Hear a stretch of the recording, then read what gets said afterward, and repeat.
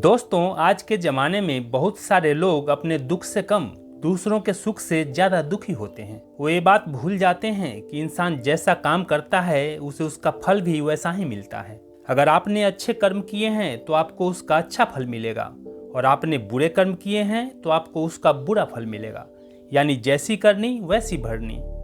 अगर किसी के साथ कुछ बुरा होता है तो लोग कहते हैं कि इसने पिछले जन्म में जरूर कुछ बुरा काम किया होगा, इसलिए इसके साथ ऐसा बुरा हुआ। और अगर किसी के साथ कुछ अच्छा होता है तो लोग कहते हैं कि इसने पिछले जन्म में जरूर कुछ अच्छा काम किया होगा, इसलिए ही इसके साथ आज ये अच्छा हुआ। एक छोटी सी कहानी मैं आपको बताता हूँ। एक बार एक व्यक्ति के दरवाजे पर यमराज आते हैं। वो व्यक्ति यमराज को पहचान नहीं पाता है। यमराज ने उस व्यक्ति से पीने के लिए पानी मांगा।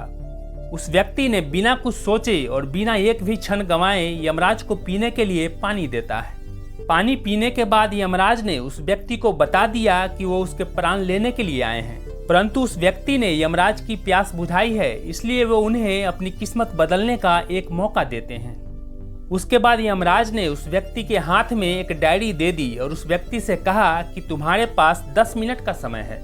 इस डायरी में तुम जो भी लिखोगे वो सच हो जाएगा, लेकिन ध्यान रखना कि तुम्हारे पास केवल 10 मिनट ही हैं। उस व्यक्ति ने डायरी खोलकर देखा तो पहले ही पेज पर लिखा था कि उसके दोस्त की लॉटरी निकलने वाली है और वो करोड़पति बनने वाला है। उस व्यक्ति ने वहां लिख दिया कि उसके दोस्त की लॉटरी न निकले।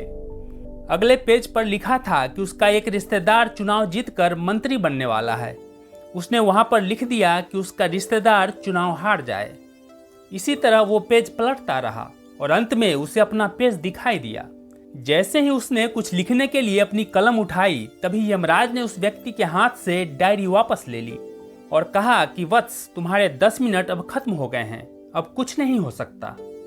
यमराज ने कहा कि तुमने अपना पूरा समय दूसरों का अहित यानी बुरा करने में व्यतीत कर दिया और अपने आप को ही खतरे में डाल दिया।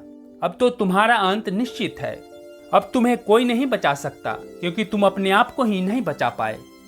यह सुनकर वो व्यक्ति बहुत ज्यादा पछताता है, लेकिन अब पछताने से कुछ नहीं हो सकता था, क्योंकि अब वो सुनहरा मौका उसके हाथ से निकल चुका था।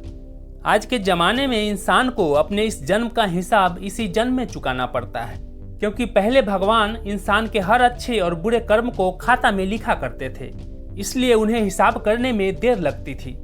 परंतु आज के डिजिटल जमाने में भगवान के पास भी लैपटॉप आ गया है, तो उन्हें इंसान के कर्म का फल देने में यानी हिसाब करने में देर नहीं लगती है।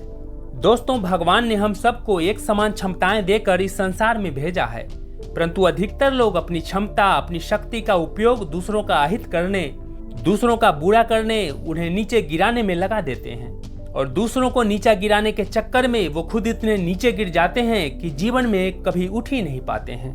इसलिए आप अपनी संपूर्ण शक्ति, अपनी सारी एनर्जी को खुद को बेहतर बनाने में यूज करें और खुद को इतना सक्षम और कामयाब बनाएं कि दूसरों की मदद कर सकें, क्योंकि दूसरों का भला करने वाले व्यक्ति सदा सुखी और दूसरों का बुरा करने वाले सदा दुखी रहते हैं।